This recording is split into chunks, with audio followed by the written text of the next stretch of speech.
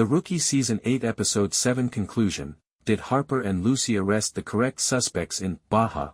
The Rookie Season 8 Episode 7, Baja, which aired on February 16, 2026, has full spoilers ahead. In Baja, Lucy Chen, played by Melissa O'Neill, and Nyla Harper, played by Mikia Cox, spend around a month in Baja, Mexico, working undercover to look into the savage killings of Jordan Sharp and Courtney Sutton, two young American women. The victims had been forced to work as drug mules for a cartel, first thought to be the Costa Sangre organization, and were living the van life.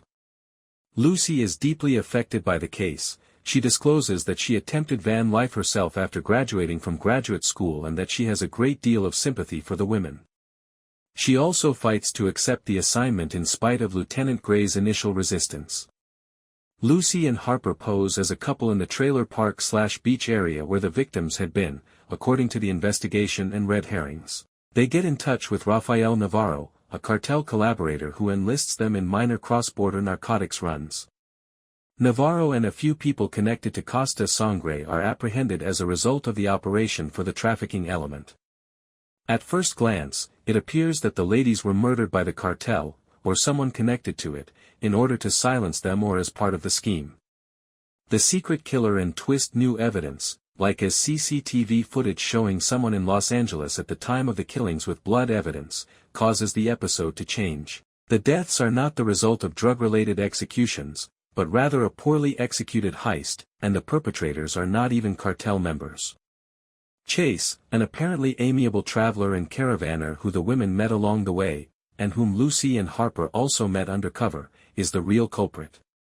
Late one night in Los Angeles, Chase tried to rob the women. He panicked and killed them both to preserve his cover when they tore off his mask, revealing who he was. One of them passed almost immediately, and the other died later after attempting to get assistance. The homicide case is finally closed when Chase confesses after being faced with the facts. Were the correct suspects arrested? Yes. In the end, Harper and Lucy apprehend the right person or people for the killings with the help of the team.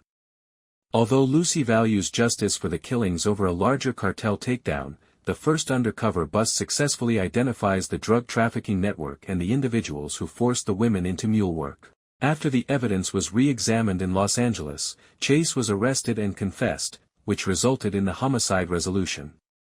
Sites like Primetimer, TV Insider, Collider, and Sportskeeda provide recaps and explanations, confirming that the actual offenders are apprehended. Harper and Lucy can be confident they arrested the correct suspect, even if they chose a different route that led them to the cartel. Following the confession, Lucy experiences an emotional breakdown and release, overcome by the final achievement of justice for victims that no one else would fight for. The episode closes on a positive note for both of them. Lucy has a lovely, private time with Tim Bradford, Eric Winter, back home, while Nyla is compassionately reunited with her family. The killer is neatly resolved, with a focus on character development, Lucy's history revelation, her maturity in undercover work, and her preference for victims over glory, rather than continuing plot twists. The relationship between Lucy and Harper was adored by viewers of this powerful, character-driven procedural, which had little action but enormous emotional importance. How did you feel about the emotional beats, particularly Lucy's moment after her confession, if you're caught up? The Rookie Season 8 return status of Jenna Dewan is expounded in a new report amid budget setbacks. An explanation is provided on Jenna Dewan's status in The Rookie. The popularity of The Rookie has increased in recent years, which is an unusual trend for a long-running and ongoing procedural, especially in the contemporary period. The Rookie's 8th season premiered recently, making it the show's largest streaming debut and ranking in the top 5 of all ABC streaming premieres. Even with its success, however, the humorous action drama faces the possibility of budget cuts.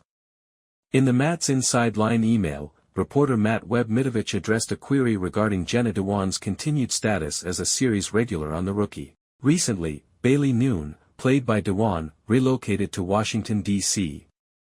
Despite this, Dewan's position in the cast remains unchanged, and Bailey will still appear in future plots. Below is a complete response from Mitovich. In the most recent Valentine's Day episode of The Rookie, Season 8, Episode 6, Burn for Love, where Nolan, Nathan Fillion, concurs that Bailey should accept the job offer in Washington, D.C. The characters undergo a dramatic transformation. The fan-favorite married pair faces various challenges in making the decision, so it's not an easy turn. However, they appear to concur that Bailey's trip to D.C. is the best course of action for everyone, at least for the time being. In any event, the Rookie's comparatively big core cast is the reason why Bailey's relocation caused some controversy. In addition to Fillion and Dewan, the cast of the procedural includes Richard T. Jones, Shawn Ashmore, Lee Seth Chavez, Melissa O'Neill, Eric Winter, Mikia Cox, Alyssa Diaz, and Derek Augustine, who recently joined the cast as Miles Penn.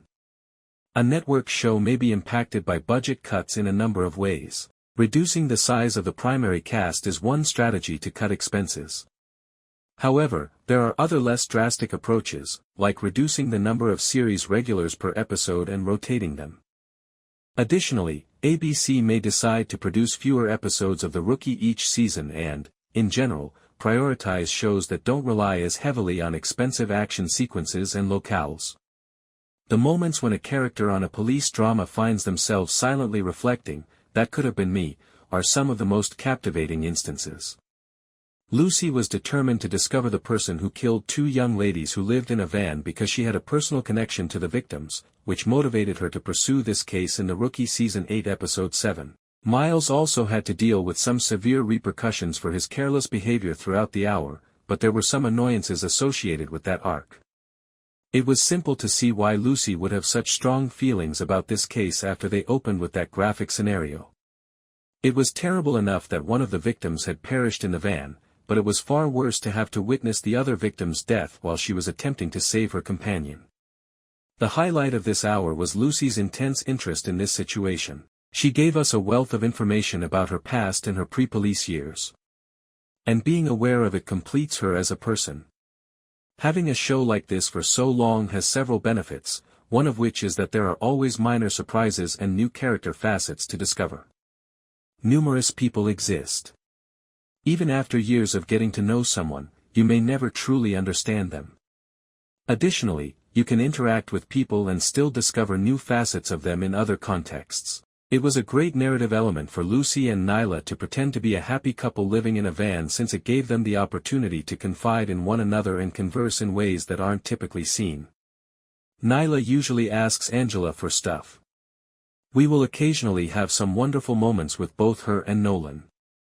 Although Lucy is pleased and has a newfound friendship with Selena, she hasn't had that personal, tightly knit buddy to talk to in a long, which makes her an intriguing character. The most recent example was Tamara. One-on-one interactions between Lucy and Nyla are usually memorable.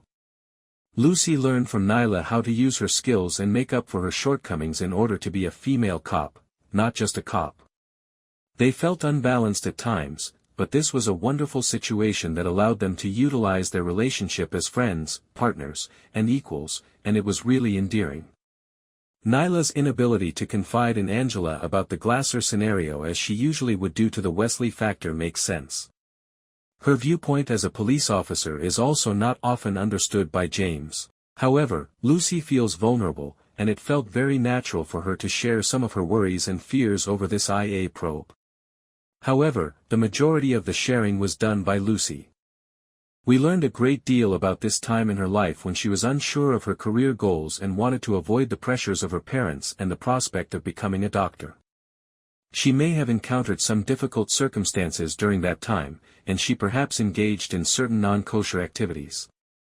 The only thing that really set her apart from those victims was that she was just fortunate enough to avoid falling into the hands of someone who could kill her. Because Lucy's support for this issue was so intensely personal, it stood out. In addition to her sense of legal obligation, she pursued justice out of a sincere desire to assist people with whom she had a close relationship.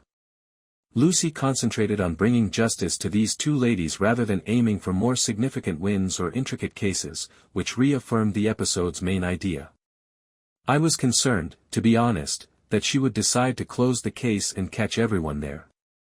I continue to be, and I worry if that will contribute to a later narrative point or endanger a much bigger case in the future. We must determine whether obtaining justice now will not be a problem in the future. The emotion Lucy couldn't control after the case was closed and the murderer eventually acknowledged his actions was one of the hour's highlights.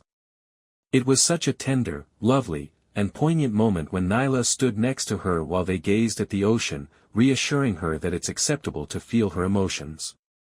Given that Lucy excels at undercover work and that Nyla is the greatest of the best, it felt like a sincere reminder of how much of a mentor Nyla was in that area. Although Lucy struggled to think back on her history and the Glasser case continues to hang over Nyla and worry me, it was encouraging to see how well they bonded. The whole event with Miles, though, was less pleasant. For the purpose of the plot, this storyline felt like a character regression, which is why I find it frustrating.